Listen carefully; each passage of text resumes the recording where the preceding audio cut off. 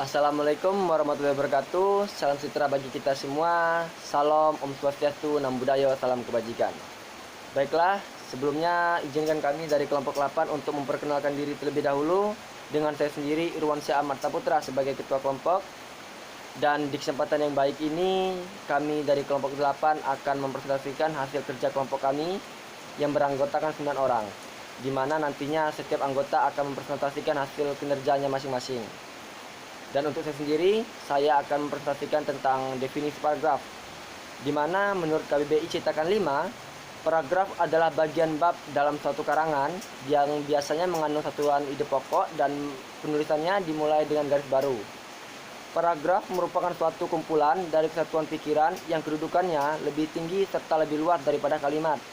Atau dapat dikatakan bahwa paragraf adalah suatu kumpulan dari beberapa kalimat. Dan paragraf juga dapat disebut alinea. Paragraf adalah seperangkat kalimat yang tersusun secara logis dan sistematis yang mengandung satu kesatuan ide pokok. Dan juga di samping itu, secara teknis, paragraf merupakan satuan terkecil dari sebuah karangan. Biasanya paragraf itu terdiri atas beberapa kalimat yang berkaitan baik isinya atau bentuknya. Isi kalimat-kalimat pembangun paragraf itu membentuk satuan pikiran sebagai bagian dari penyampaian dari penulis untuk pembaca. Jadi dengan kata lain bahwa paragraf adalah satuan terkecil dari karangan yang biasanya terdiri atas beberapa kalimat yang berkaitan dan merupakan uraian tentang sebuah ide pokok. Perkenalkan, nama saya Marcelus Fridolin, NPM 2152011-054. Di sini saya ingin menjelaskan macam-macam paragraf. Macam-macam paragraf dibedakan berdasarkan sifatnya. Yang pertama, paragraf berdasarkan sifat isinya. Paragraf berdasarkan sifat isinya dibagi menjadi 5. Yang pertama, paragraf persuasi. Paragraf yang mengajak, membujuk, atau mempengaruhi pembaca agar melakukan sesuatu. Ciri-cirinya ada bujukan atau ajakan untuk berbuat sesuatu. Yang kedua, paragraf argumentasi. Sebuah paragraf yang menjelaskan pendapat dengan berbagai keterangan dan alasan. Hal ini dimaksudkan untuk meyakinkan pembaca. Ciri-cirinya ada pendapat dan alasan. Yang ketiga, paragraf narasi. Paragraf yang menceritakan suatu peristiwa atau kejadian yang di dalamnya terdapat alur cerita, setting, tokoh, dan konflik, tetapi tidak memiliki kalimat utama. Ciri-cirinya ada kejadian, ada pelaku, dan ada waktu kejadian. Yang keempat, paragraf deskripsi. Paragraf yang menggambarkan suatu objek sehingga pembaca seakan bisa melihat, mendengar, atau merasa objek yang digambarkan itu. Objek yang dideskripsikan dapat berupa orang, benda, atau tempat. Ciri-cirinya ada objek yang digambarkan atau menggunakan panca indera. Yang kelima, paragraf eksposisi. Paragraf yang berisi ide, pendapat, buah pikiran, informasi, atau pengetahuan yang ditulis dengan tujuan untuk memperluas wawasan pembaca. Ciri-cirinya biasanya terdapat kata, adalah, dan merupakan informasi. Yang kedua, paragraf berdasarkan fungsinya dibagi menjadi 3. Yang pertama, paragraf pembuka. Paragraf untuk sampai pada segala pembicaraan yang akan menyusul. Yang kedua, paragraf pengembang. Paragraf yang terletak di antara paragraf pembuka dengan paragraf yang terakhir dalam bab atau anak bab. Yang ketiga, paragraf penutup. Paragraf yang terdapat pada akhir karangan atau pada akhir satu kesatuan yang lebih kecil di dalam karangan itu.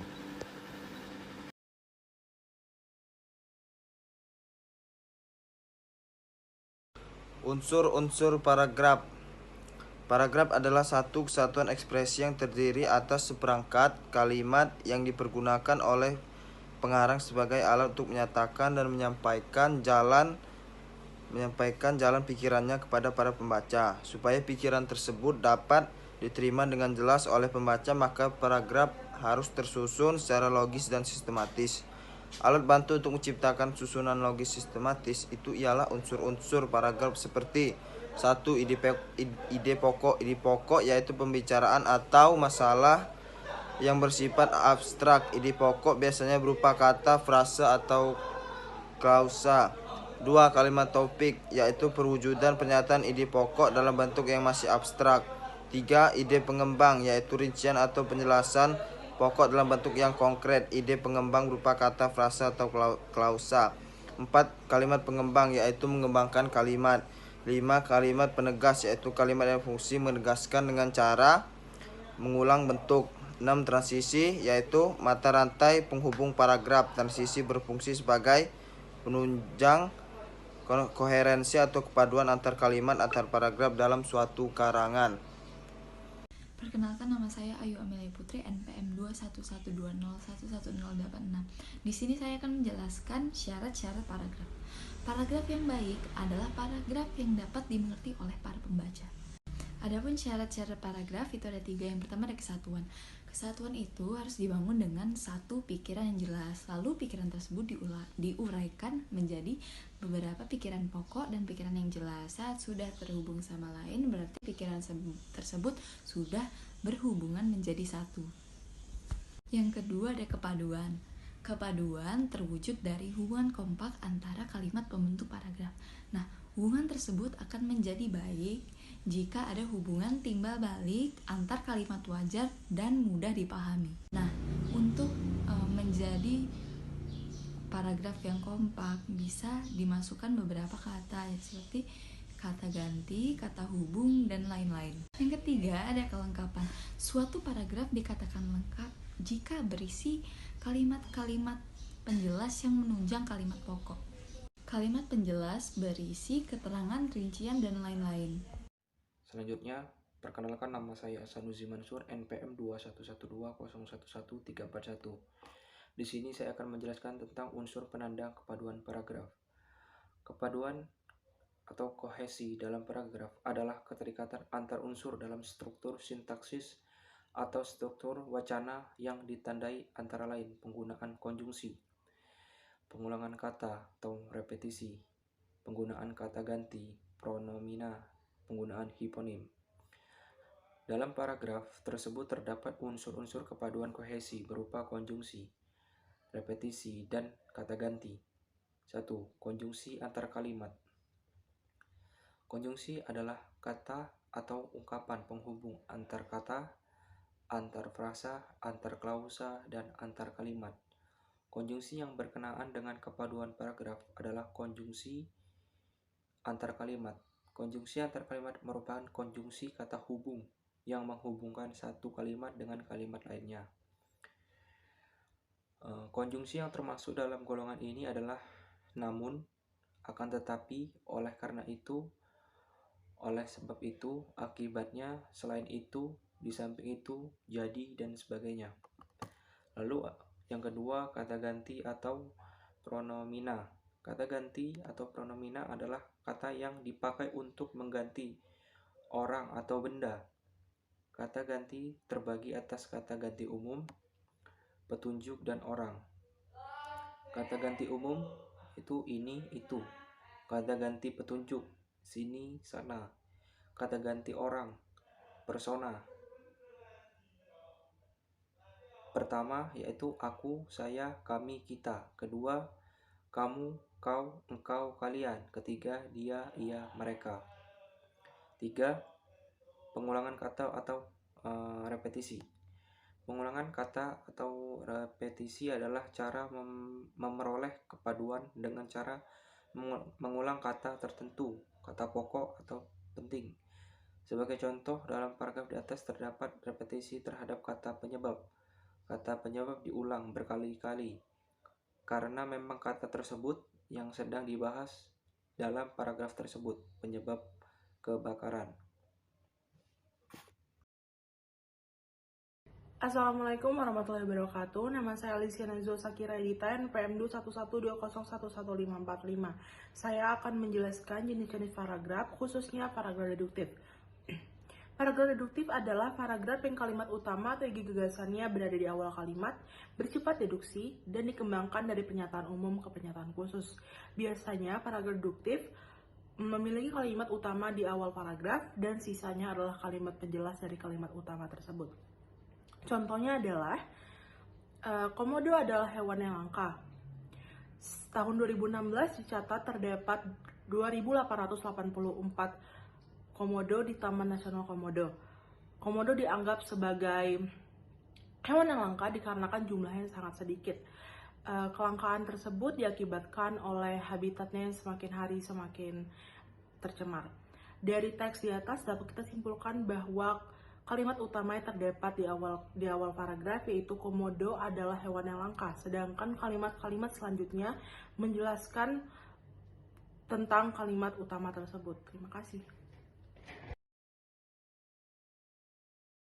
Assalamualaikum warahmatullahi wabarakatuh. Perkenalkan, nama saya Istiqmal Marufi dengan NPM 215201118. Jenis-jenis paragraf. Paragraf induktif. Paragraf induktif adalah jenis paragraf yang gagasan utamanya berada di akhir paragraf, bersifat induksi dan dikembangkan dari pernyataan khusus ke umum.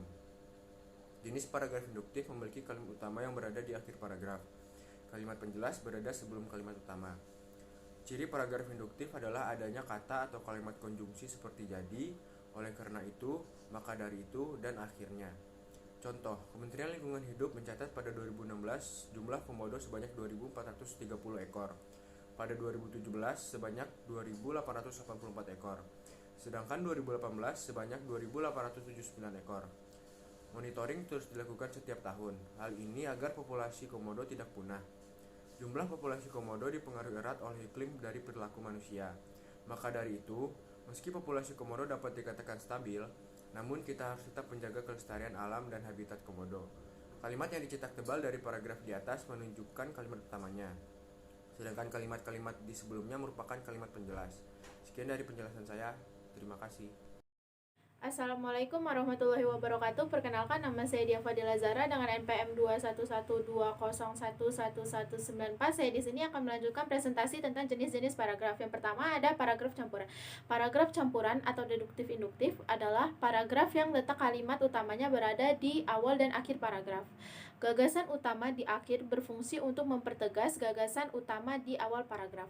Contohnya adalah hutan mangrove memiliki karakteristik tertentu. Tumbuhan di dalam hutan semacam ini didominasi dengan tumbuhan oleh tumbuhan bakau, maka orang sering menyebutnya hutan bakau. Hutan mangrove terdapat di perairan payau atau campuran air asin dan air tawar. Akibatnya, hutan mangrove dipengaruhi oleh pasang surut air laut. Itulah beberapa ciri yang dimiliki hutan mangrove. Paragraf campurannya terletak pada kalimat hutan mangrove memiliki karakteristik tertentu dan itulah beberapa ciri yang dimiliki hutan mangrove. Selanjutnya ada yang terakhir, paragraf iteratif. Adalah paragraf yang letak kalimat utamanya berada di tengah paragraf. Kalimat penjelasnya mengapit kalimat utama. Contoh, meskipun sudah kadaluarsa, kandungan bahan kimia pada obat-obatan yang kita konsumsi tidak akan pernah hilang dan justru akan menimbulkan bahaya jika obat-obatan tersebut dibuang di sembarang tempat. Oleh karena itu, sebaiknya kita tidak membuang obat-obatan ke sembarang tempat. Sebagai gantinya, kita dapat mengembalikan obat-obatan tersebut kepada pihak apotik atau rumah sakit untuk dihancurkan. Pada contoh ini, paragraf iteratifnya berada di kalimat oleh karena itu sebaiknya kita tidak membuang obat-obatan ke sembarang tempat. Saya Imaidah Halimah dengan NPM 21120111416. Sekarang saya akan menjelaskan tentang fungsi paragraf. Paragraf mempunyai dua fungsi tersirat, yaitu yang pertama sebagai penampung dari sebagian kecil jalan pikiran atau ide pokok keseluruhan karangan, dan yang kedua, memudahkan pemahaman jalan pikiran atau ide pokok pengarang. Penulisan paragraf yang baik selalu bersifat logis sistematis, sehingga paragraf mempunyai fungsi bagi para pengarang dan para pembacanya. Bagi pengarang, fungsi paragraf adalah memungkinkan pengarang melahirkan jalan pikirannya secara sistematis, sedangkan bagi para pembaca, fungsi paragraf adalah mengarahkan pembaca dalam mengikuti alur pikiran pengarang serta memahaminya. Paragraf yang baik juga biasanya berisi ide pokok.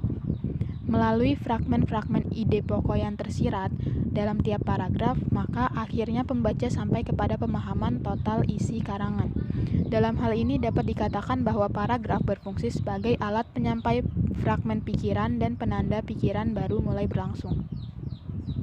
Namun dalam rangka keseluruhan karangan, paragraf sering juga digunakan sebagai pengantar, transisi, atau pengalihan dari suatu bab ke bab yang lain.